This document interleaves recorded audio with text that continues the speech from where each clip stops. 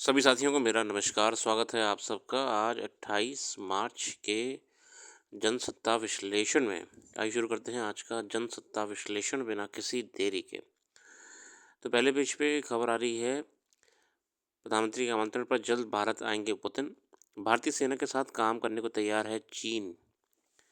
आज बढ़ते हैं संपादकीय की ओर और संपादकीय इस क्रम में रहने वाले हैं, सवाल का जोखिम, अपराध के पांव, कंक्रीट के जंगल में गुम होती गौरैया।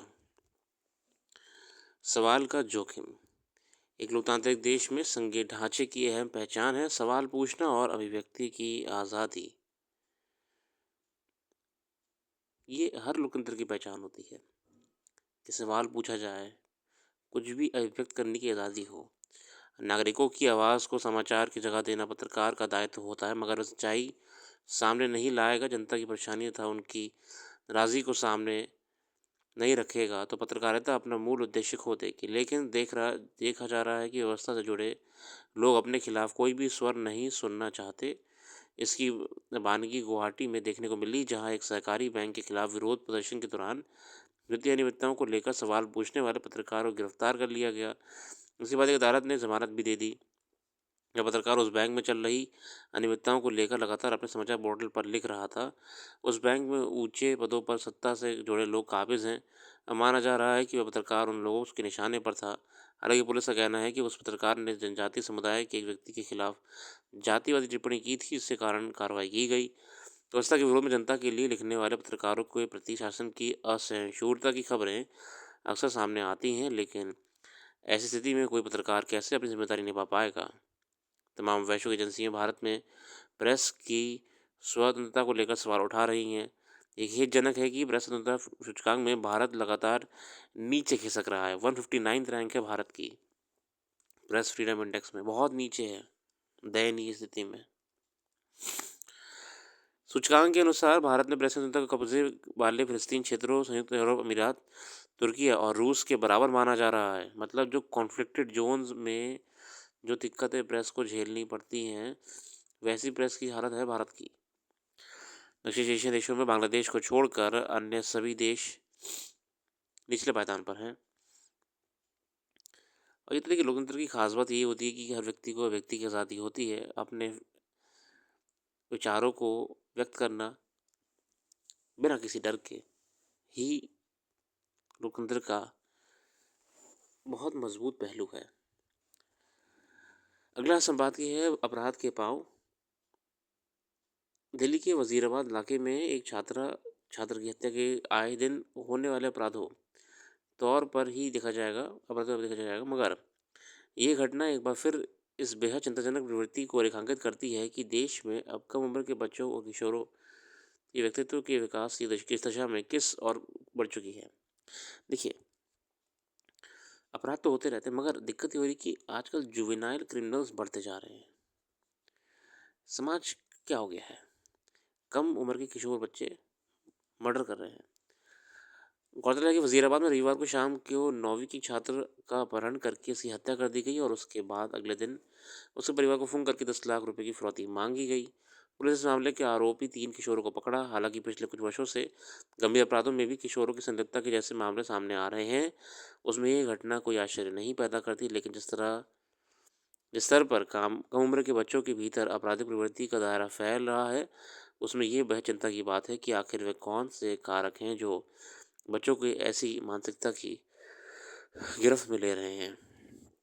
जिस दौर में देश के विकास को लेकर बड़े बड़े दावे किए जा रहे हैं, उसमें समाज की बुनियाद रखने वाले किशोर उम्र के बच्चों की ज़िंदगी किस दिशा में बढ़ रही है।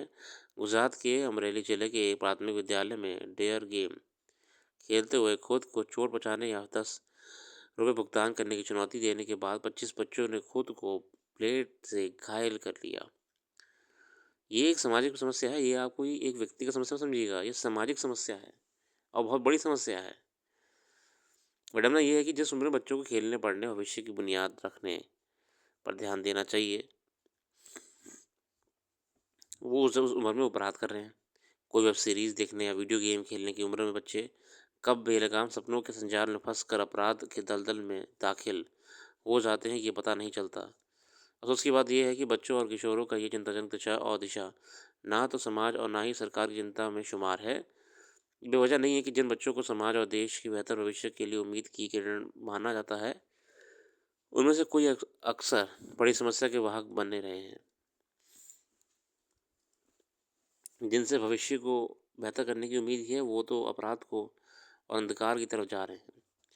अब अगला बहुत बढ़िया संपादकीय लगा मुझे ये वाला, गौरैया को लेकर है।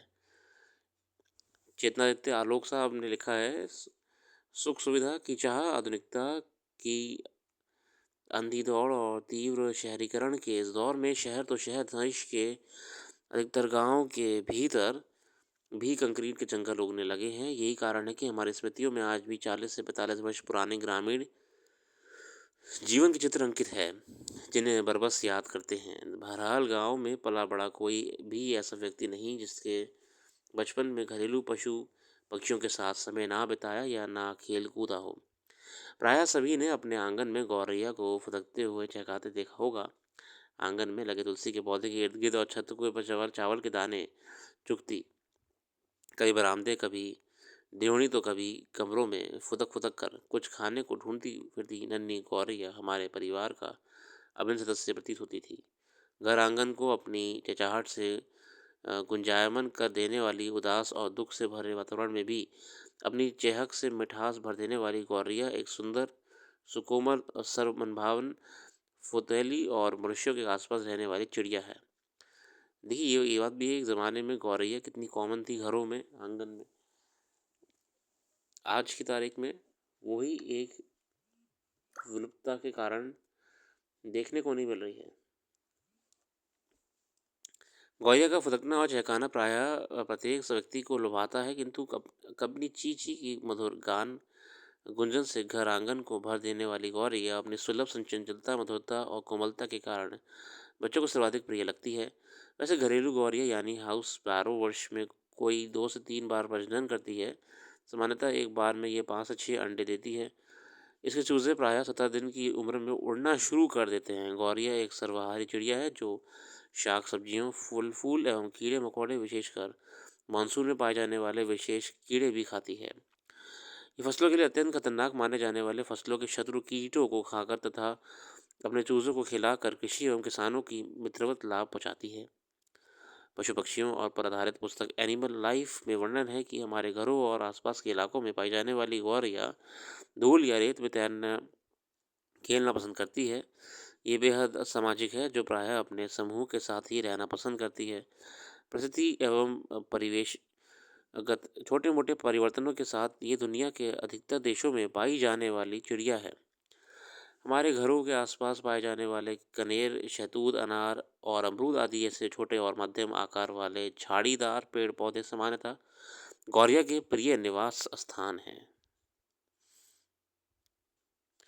लेकिन दुर्भाग्य से बढ़ती हुई जनसंख्या और जन आकांक्षाओं के परिणाम स्वरूप दिनों दिन बढ़ते कंक्रीट के जंगलों तथा छोटे और मध्यम आकार वाले झाड़ीदार पेड़ पौधों के कम होने के कारण आज गौरैया का जीवन संकट में है। वैसे गौरैया की संख्या में कमी आने का प्रमुख कारण शहरों में प्रदूषण और विकिरण में लगातार वृद्धि होना भी है।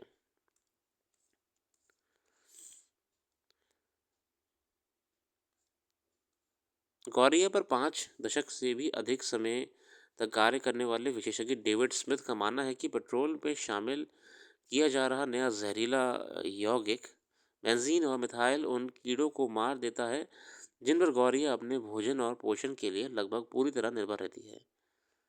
इस प्रकार देखा जाए तो दिनों दिन गौरैया की संख्या में तेजी से कमी आती जाने के ये कुछ मुख्य कारण हैं। गौरतलब है कि दिल्ली, मुंबई, चेन्नई, कोलकाता और बेंगलुरु आदि जैसे बड़े विकसित शहरों में तो ये पहले ही लुप्त प्राय हो चुकी है।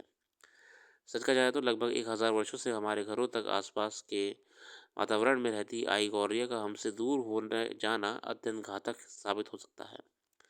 हालांकि ये कोई नई समस्या नहीं है। बता दें कि ब्रिटेन की royal society for protection of birds ने 2 दशक पहले ही घरेलू गौरैया को अपने रेड लिस्ट यानी लुप्तप्राय प्राणी की सूची में शामिल कर लिया था। गौरैया का चली है तो भला भाव के उस निर्णय को कैसे भुलाया जा सकता है जिसके कारण 1958 और 1962 के दौर को चीन में ग्रेट लीप फॉरवर्ड यानी आगे की ओर बड़ा कदम कहा गया। माओ साहब हालांकि वास्तव में न केवल गौरिया के लिए बल्कि चीन लोगों के लिए भी नर्क का दौर साबित हुआ। दरअसल माओ को माना था कि चूहे, मच्छर, मक्खी और गौरिया इन चार ने देश के विकास को बाधित कर दिया है। इसलिए उन्होंने पहले चूहे, मच्छर और मक्खियों को नष्ट करने का अभियान चलाया, फिर गौरिया को समाप्त करने की रणनीति बनाई। प्राकृतिक इतिहास लेखक जिम टॉड के मुताबिक गौरिया को इस सूची में महज इसलिए शामिल किया गया था क्योंकि वह बहुत अनाज खाती थी। माओ का विचार था कि अनाज सिर्फ इंसानों के लिए होना चाहिए, गौरिया के लिए नहीं। नतीजन 2 साल के भीतर ही चीन ने गौरिया की संख्या नगण्य हो गई, जिसके बाद देश भर में कीटों और टिड्डियों की संख्या अनियंत्रित हो जाने से अनाज पर कीटों का हमला शुरू हो गया और टिड्डियों का हमला बहुत अधिक बढ़ गया। इसके कारण पूरी चीन में अनाज की तो बर्बादी हुई ही, उसे भीषण अकाल का भी सामना करना पड़ा। नतीजन 3.25 करोड़ चीनी नागरिक को अपनी जान गंवानी पड़ी थी। चीनी पत्रकार डाई किंग ने उस अभियान के बारे में भी लिखा था कि माओ को ना तो पक्षियों और जानवरों के बारे में ज्ञान था, ना ही वह किसी विशेषज्ञ की सलाह मानने और समझने के लिए तैयार थे। उन्होंने सिर्फ उन्हें समाप्त करने का फैसला दिया, जिसका खामियाजा पूरे देश को भुगतना पड़ा। बहरहाल गौरिया को बचाने के लिए सर्वप्रथम हमें गौरिया को महत्व देना प्रदान करना है, उससे प्यार करना और उसे गंभीरता से लेना बेहद ज़रूरी है। बिल्कुल, ये फूड चेन है अपने आप में कुदरत की बनाई हुई, इसे छेड़ने का प्रयास करेंगे तो एक इम्बैलेंस ही क्रिएट होगा, nothing positive will come out from it. Trump का आयातित वाहनों पर 25% शुल्क का ऐलान है। आर्थिक जगत की खबर आती है अंतर्राष्ट्रीय टैरिफ्स और ट्रम्प साहब आए दिन कुछ ना कुछ नया फरमान जारी करते हैं, अपने देश के लिए कर रहे हैं, बेहतर है। अब उन्होंने ये कहा है कि अगर कोई भी गाड़ी अमेरिका में बन रही है तो ठीक है, अगर वो अमेरिका के बाहर बन रही है फिर अमेरिका में आ रही है तो उस पर ऑटोमेटिकली 25% टैरिफ लग जाएगा। सिमिलरली ऑटो पार्ट्स, अगर कोई ऑटो पार्ट्स अमेरिका में बने तो ठीक है, अगर वो अमेरिका के बाहर बन के अमेरिका में आ रहा है तो उस पर 25% टैरिफ लग जाएगा। अब आपको मैं रियलिटी दिखाऊं तो अमेरिका में बहुत कम चीज़ें बनती हैं गाड़ियों में। लगभग 50% अमेरिका की खुद की गाड़ियाँ, खुद की मैन्युफैक्चरर्स की गाड़ियाँ बता रहा हूँ, वो बाहर से बन रही हैं। ऑटो पार्ट्स 60% ऑटो पार्ट्स बाहर ही बन रहे हैं, अमेरिका में नहीं बन रहे हैं। इसलिए ट्रम्प साहब का ये वहीं के लोगों को रोज़गार देने का पहल है कि यहीं बनाओ और यहीं बेचो। इस डर से अब ऑटो पार्ट्स कंपनीज़ और कार मैन्युफैक्चरिंग कंपनीज़ अब धीरे धीरे इस तरफ बढ़ेंगी कि वो मैन्युफैक्चरिंग प्लांट सिर्फ यूएसए में ही लगाएं। अभी चिंता ये यूरोपियन कार कंपनियों के लिए भी है अपने आप में। यूरोपियन कार कंपनियों के लिए ऑडी, BMW, जर्मन की मर्सिडीज़ वगैरह, प्यूगेट है, बहुत सारी गाड़ियां हैं कि वो कैसे यूएस में सेल कर पाएंगी अपनी गाड़ियां। जब 25% एडिशनल टैरिफ उनकी गाड़ियों की कीमत को और बढ़ा देगा, चुनौती है। आगे बढ़ते चलते हैं। फ्रांस, यूक्रेन और ब्रिटेन प्रयास कर रहे हैं क्षेत्र में शांति बनाए रखने की, इस युद्ध को समय रहते जिम्मेदारी के साथ ख़त्म करने की। इसके अलावा खबर आती है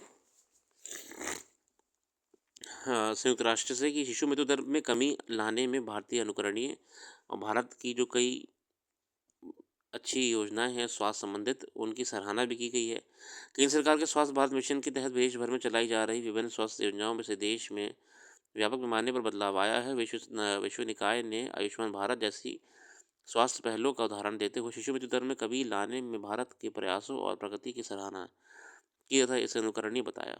संयुक्त राष्ट्र ने कहा कि देश में अपनी स्वास्थ्य प्रणाली में रणनीतिक निवेश के माध्यम से लाखों लोगों का जीवन बचाया है। मंगलवार को जारी संयुक्त राष्ट्र के एक समूह की शिशु मृत्यु दर पर आकलन रिपोर्ट में भारत, नेपाल, सेनेगल, घाना और बुरुंडी का उदाहरण दिया गया था। ये बहुत ही सराहनीय अपने आप में, ज़रूरी भी है, आप इसका बिल्कुल अपने नोट्स में ऐड करिएगा। फिलहाल इसी के साथ आज के लिए रखते हैं। Thank you.